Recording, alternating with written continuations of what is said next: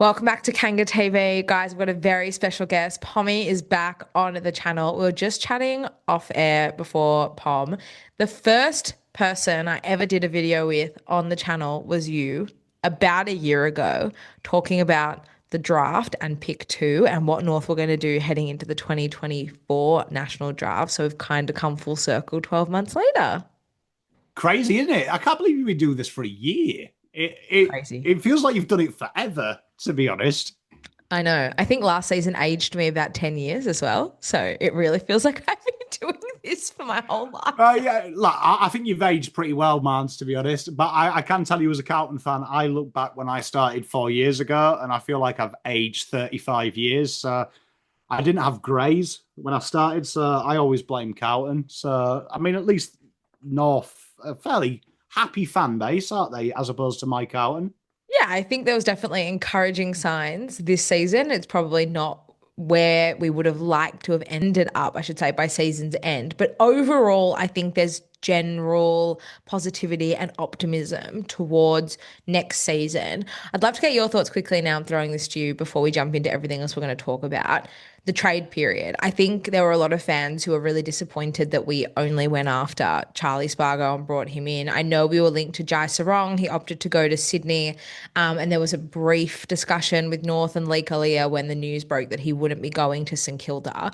I'm actually comfortable with where we sit at the end of the trade period going into the draft. And I think the main reason for me is that I don't want us to bring in some average player just to bring someone in to appease the fan base and sit here and say, okay, we've made some moves and awesome. When in 12 months from now, they're no good and they haven't added anything to our side. I only want us to go after players who are going to make us better. And I personally don't think that Lee Kalia, while it would have been potentially a good recruitment, I don't think he's a needle mover. And I think there's more cons in his situation than pros. So that's sort of my general thoughts on it. What about you? Yeah, well, I mean, I think you did your big movement last year, didn't you? With a guy we'll talk about a bit later, but you did that big future trade deal, which obviously now you've got to sit with Whitlock's there. So I couldn't really see who you'd go after. I mean, you did have a sniff at Charlie Kerner, which has been since released. I'd Yes, probably true. be. Can you imagine that? What would that have done to our relationship, Mans, if you'd stolen Charlie off me? Oh, I would have just brought you along for the ride as well. Do you know what I mean? Our other mutual friend Deebs, I do find it hard to talk to him rationally, as in stealing my boy. But no, yeah, I wasn't surprised. I think you were quite open when I was listening to North Melbourne in the trade period. You were quite happy with where you were. You weren't going to risk it, and I do know as a fan base when you're not in the top 10, particularly the top eight, you want the great white hope, don't you? You want the prodigal son to turn up and make it better.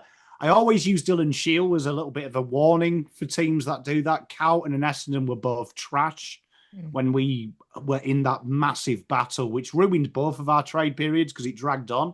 Mm. And Dylan Shields since been delisted, never really set the world alight. You can fall into the trap of signing someone just to have the name Yeah. and the vibes. So Yeah. Spargo's not exciting. I don't think there's many people going to go out other than his family to buy a Spargo shirt. But he's the right type of player you want in. Someone that's just going to up the standard a little bit. Is he going to make you a flag winning side? Absolutely not. But it's continuity that Yeah. North Melbourne won. And I'm looking forward to this off season. I think next year will be quite a big year for North in the trade off season. I think this year they just want to see where the land lies, get another year into the boys, move on. Yeah, I think this is coming up. 2026 is a real make or break for us. I think we have so many players in that side now that really should be able to take a step up next season. I think if we don't see this real burst, both on field in terms of performance and then translating that into wins, I think there could be some serious problems. So I think it's a real make or break year for us. And I think we've got to back in majority of the cattle and the people that are at the club at the moment. And if we find ourselves in a similar position in 12 months' time, then I think it's time to maybe look at, I don't know if it's a different direction, but at least from the top, probably a different voice guiding us. But for us, it's about having a consistent voice. It's about having some stability. And it's also about having people that want to be there. So I think that's probably for me the focus over the next 12 months for North anyway. Let's stick with the draft. I'm now going to change up the order that I initially proposed to That's you all right. half an hour ago, but let's just go with it. You mentioned Matt Whitlock before, and he is one of the people that I wanted to talk about today.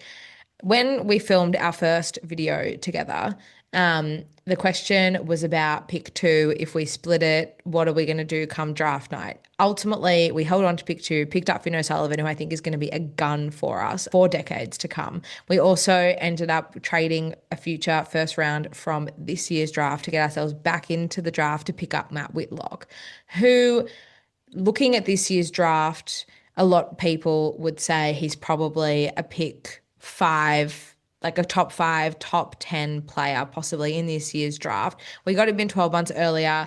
We've got him training in an AFL system and under our roof for 12 months sooner. He made his debut in round four against the Swans. He played a second game against Richmond in round 23. He didn't set the world on fire in either of those games, but he looked pretty comfortable down back, in particular in that first game. Came on as the sub in the second game. He kicked a goal.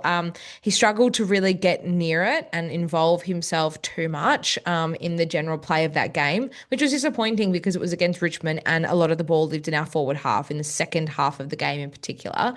What do you think about the decision then? Looking at it now, I mean, it's probably too early to tell what kind of player he's going to be for us in the future, but 12 months in, where do you think that decision sits?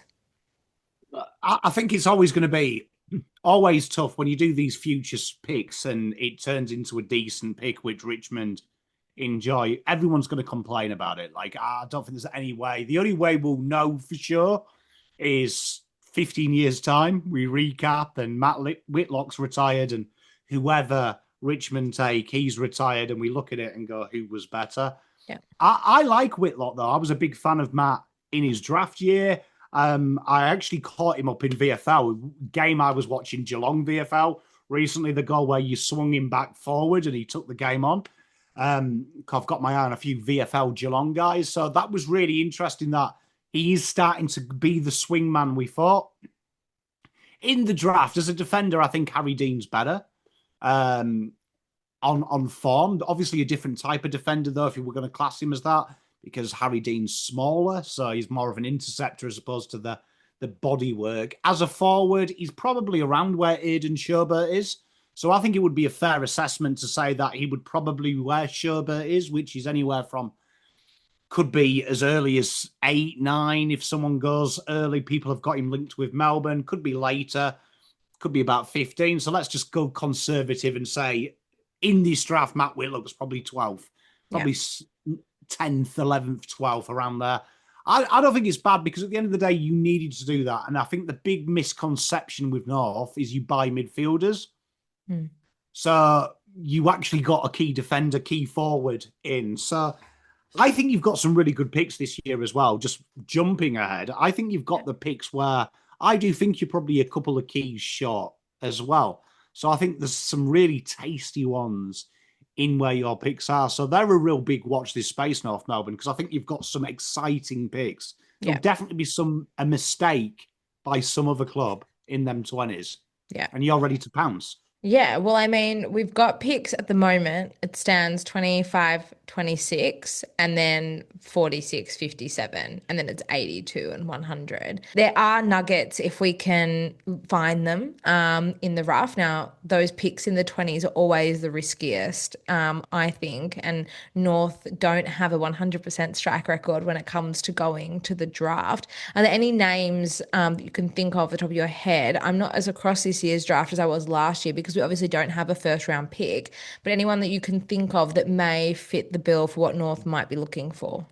Well, I think first off, what I'm looking at with North is currently just looking at your list at the minute on my sheet.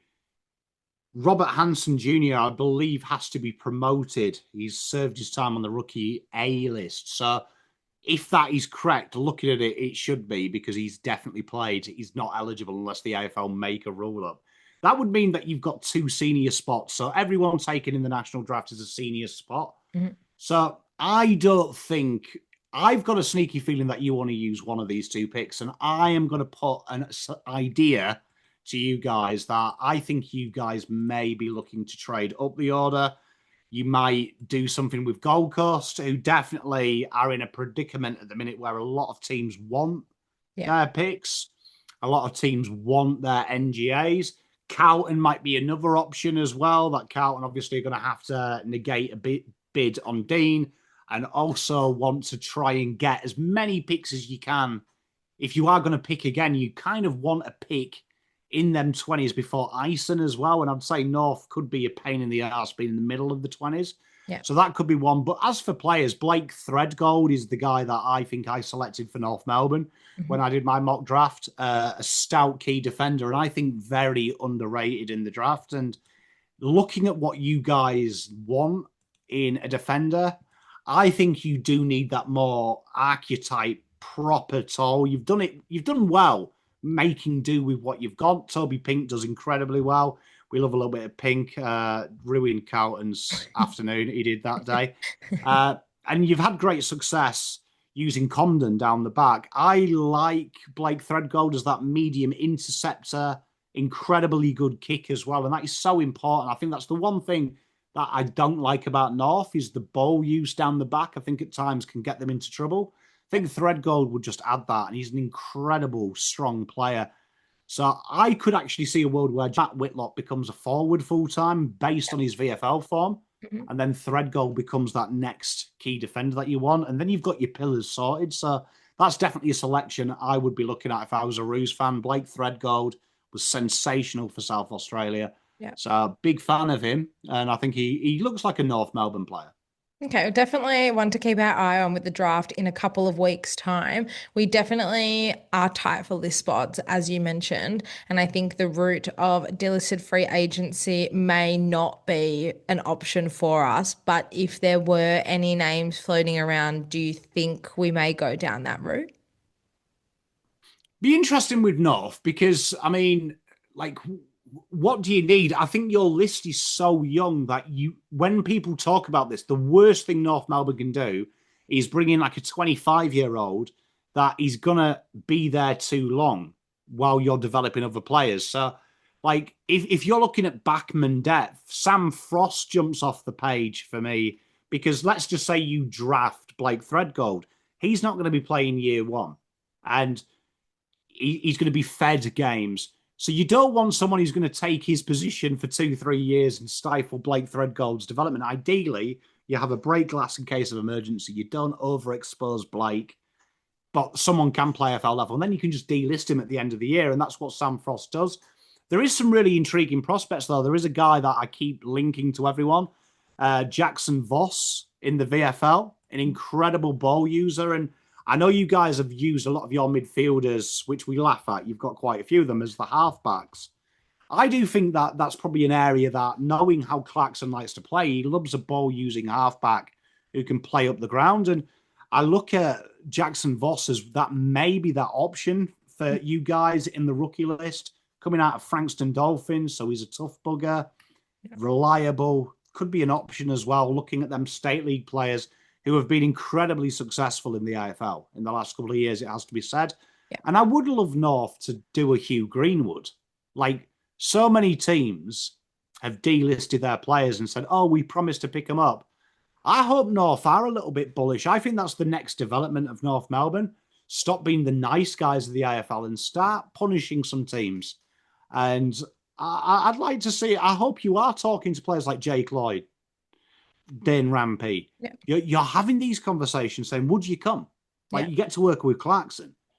Like, and because the Hugh Greenwood deal is my favorite deal of the AFL history. Same. Like, the fact that someone finally did it. No, but someone finally, I know he's your best mate, but like, someone finally did it. Someone finally said, this is ridiculous. You can delist an old player to rookie them just because you want picks. Yeah. Steal him. Like, it's meant to be a competition. So I'm hoping to see a bit of ruthless Kangaroos. Like, I really hope with your first picks in the draft, you do bid on Jack Ison, you are bidding on Bo Adamsole. You're making Carlton not and Gold Coast pay. I Yeah. hope Zach McCarthy at Collingwood's bid on. Like Yeah. you guys are saying, you know what, we're not the pushovers anymore. We are a football team. Yeah. No, and I think we definitely, the best way for us to demand some respect from the rest of the competition is to go out and earn it just by doing that, and not being this sort of doormat that people just want to walk all over, which is what I like. We did that with Jai in the trade period and Collingwood, and what Jai was and is as a valued player to us. Maybe we don't align with Collingwood, but that's fine. We'll just stand firm. And I think backing ourselves in and being ruthless, I think is the best way for us to go into this preseason and next year, and kind of just put ourselves on a pedestal where we think we belong, and then just back ourselves in to be that kind of team, because we are for so long, unfortunately, in a position where we are looked down upon by the competition. I don't really care what other people think, but you also, get tired being in that position for so long. Yeah, facts. And I think you're starting to see it with Essendon. They're starting to be a little bit more bullish, particularly in their messaging.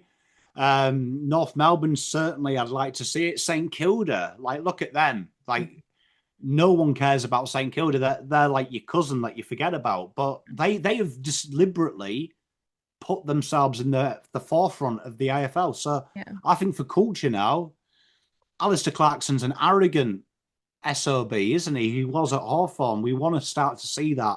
Yeah. Particularly, I do as an impartial fan. I want to see you guys be a little bit bullish and go, look, this shin bone of spirit is no longer just a motto. It's actually a way of life. And Yeah. I hope you do force Cat. Look, I'll be gutted having to pay for Jack Ison too much, but it's a competition. North Melbourne need to start saying, you know what? We're not the nice guys anymore. We want to win as Yeah. well. So if it makes you force your hand, Yeah. we'll make you force your hand. Yeah. And if you don't ask, you don't get. So you may as well take that chance. Blake Thread Gold, my ears pricked up when you said that he was a good distributor from the back line, because I think that's something we really need with these rule changes coming in for 2026. There's 7 rule changes for the new season. I just wanted to touch on a few of them I think are going to be the most relevant to North, either for a good reason or not. Kick-ins has been a really, really big issue for North in 2025. And look, we've spoken about Caleb Daniel a fair bit across this season on the channel. He was the number 1 player from turnovers from kick-ins in season 2025.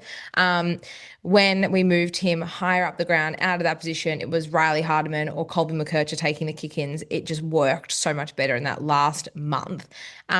It also forces us not only to be better users of the footy, but for us to communicate better as a defensive unit, which is something that Clarko was trying to get the back line essentially to play as this like group rather than each man for themselves. So there's that too. And then I think with that comes being not so stagnant. We are really slow and stagnant moving the ball outside of our defensive 50. So this is probably going to add a little bit of urgency. For those who don't know, by the way, the rule is you have 8 seconds for a kick in rather than 12 seconds. So it's a big, big difference. It's a third shaved off the time. Yeah, and I enjoyed the statement as well that they had singly analysed over 1,200 kick-ins, which I reckon is the most biggest lie in the world. Someone at AFL House has had an entire week saying, "Oh, don't worry, I'll watch every kick-in of this season," and he's been playing solitaire or something, and just made something up and said, "Oh, it'll be 20 seconds per game, everyone." But no, it's going to make it faster, isn't it? Because there is a time where the kick-ins do take a long time. I like this kind of rule because I do think there's a lot of dead space in the AFL when I watch it. And I do a lot of watch-alongs Mhm. and I chat a lot of rubbish in these dead moments. So I reckon my audience know way too much about my personal life purely because of the 4 seconds we've shaved off this kicking. So it's going to be fascinating. But no, I agree. And I do look at your team. If you look at Clarkson, Hawthorn, he's probably like the godfather of that zonal system and the transition football, which is now really all you've got to be good at. Everything else, I know this upsets AFL purists, but the AFL competition, really, everything is irrelevant by your transition game. If you're good at transition, it hides everything. Hmm. That's where North, I do think, struggle, Yeah. especially against Carlton. I watched it. The amount of times Pink won his battles, the amount of times the ball hit the deck from a spoil, but Carlton could wedge you in the back half of the ground because you couldn't kick over us. Mhm. I was watching that game thinking if they were like Brisbane and they could kick like Brisbane, Carlton could be 80 points down here because we're just throwing it in the inside 50. Mhm. So it'd be interesting. And it's definitely an area, I think, when I watch North Melbourne that you're going to have to improve. So this rule, I think, probably bans Caleb Daniel. I'm not a big Caleb Daniel fan. Mm. So to be honest, so I do think this needs to be a good ball user. So it's going to be interesting how North address this because you don't really want Caleb Daniel having less time kicking the ball in. No, I don't think we want him having any time kicking the ball in. I think it's got to be somebody else. We can definitely agree on that one. Um, Good users of the football is going to be as imperative down back as it will be further afield with the lasso rule coming in between the arcs. We are a high clearance winning side. We're a good clearance winning side. And that generates a lot of our opportunities, a lot of our scoring opportunities and entries inside the forward 50 for us executing the ball. For That's just been a big issue of ours for a very long time. Even when we do win the clearance, a lot of it is just like high kick in hope into our forward 50, and half the time it's marked by the opposition defender anyway. That's going to be a big one for us, our disposal efficiency. Again, it's communication. And this side is really close. Like, this is a really close unit, a really close group of guys. So the fact that there's not as much synergy and chemistry on field doesn't translate as well really surprises me. But I think that's going to be another thing that we're really going to have to emphasize and really focus on in this preseason. Yeah, I mean, I look at it this way. Like a lot of people have, I know Carlton fans hate this rule as well because like we're a very strong clearance team and we love win the ball from a contest and just punt the thing a mile forward. And this rule does scream, "Uh-oh, don't do that." Yeah. I look at it the other way. It's all linked. Your back line, I think at times you either go with a stupid one in a million chance kick or you go long, kick it, and we'll chase it. We'll just get it out of there. The way to fix that is going short, sharp. Look at Brisbane, look at GWS, who are probably the best in the competition at doing it. It's all short, sharp kicks and running your way out, which means you're going to have to adapt that in the back line. This you're going to have to do around stoppage and clearance as well. You don't want to kick it long. Yeah. You want to get the ball in motion via hand and short. So I think it actually helps North. You're very good at winning the hard ball. You're very good at stopping sides, getting the ball out. The Carlton game, again, you were very good at stopping us doing what we always do, and that's bully through Mhm. the stoppage. Mhm. So now you're going to have to add that layer. You're forced to with the rule change of it's risky just punting it long from a stoppage. Yeah. Now you do want to get some control, run and stun. So I think you've got the players. I really like North's list. Just full caveat. I know North fans are manic depressives with your list, but I actually like it. Like I actually think there's a lot of talent. Like I know Absolutely. we laugh how many midfielders you've drafted, but look at the quality of them midfielders. Yeah. They're very strong. Finn O'Sullivan, handballing, getting the handball receive off George Wardlaw, who's then hitting Sheasel in space or Colby McKercher in space. That's goals. Yeah. So I'm quite excited about where this may lead in 2 or 3 years' time for North. They've Yeah. got the core. They just need to get it going. Well, there's definitely one rule I think that will definitely help us, and that's the ruck rule, where it's going to start encouraging ruckman to jump, bring back the vertical leap. Tristan Cherry is a very, very athletic and agile player, and I think this will help him in the ruck battles. When it comes to Jack Darling, who's been taking about 25% of the ruck battles to give Tristan Cherry a bit of a chop out, he's more of that strong body on body. There's plenty of times where he's actually had a ruck contest inside the forward 50. He's actually just done a Tom Hawkins and taken the ball out of the ruck and either passed it off or had a shot on goal himself. So I wonder if this rule, alongside the 23 players and the 5 men on the bench, will allow someone like a Taylor Goad to really get his opportunity this year as more of a traditional second ruckman and leave Jack Darling up forward just to kind of do what he needs to do. But I think for Tristan Cherry in particular, I think it's going to be a really, really big win for him. Yeah, every time we change a rule in the AFL, particularly around the sub or the extended bench, or when we used to have the pretend injury sub where Geelong would be like, "Oh, he's got a migraine," and bring a different player on. I always think the AFL is very non-exciting. It's almost like the missionary position with how exciting coaches get. So I'm going to be intrigued what you do here, because I actually think there's a really great argument. You've touched on it there. Have a tall player as that extra player. Yeah. So just count it as my second ruck and then load the other four with exciting, dynamic players and go, right, we've got the boring position out of the way. We've got the excitement here. So I really like that idea by you. I think the ruck rules, people are looking at this the wrong way. Everyone's going, oh, TDK, he jumps like a gazelle. He's going to be brilliant in this. I understand that, but you watch how many times ruckmen jump for the ball, even when it's tossed up, and it almost becomes a stymie and it becomes 50-50 and the ball drops. No one's talking about players like Darcy Cameron, Tristan Jerry are absolute animals when the ball hits the deck. They're nightmares as well.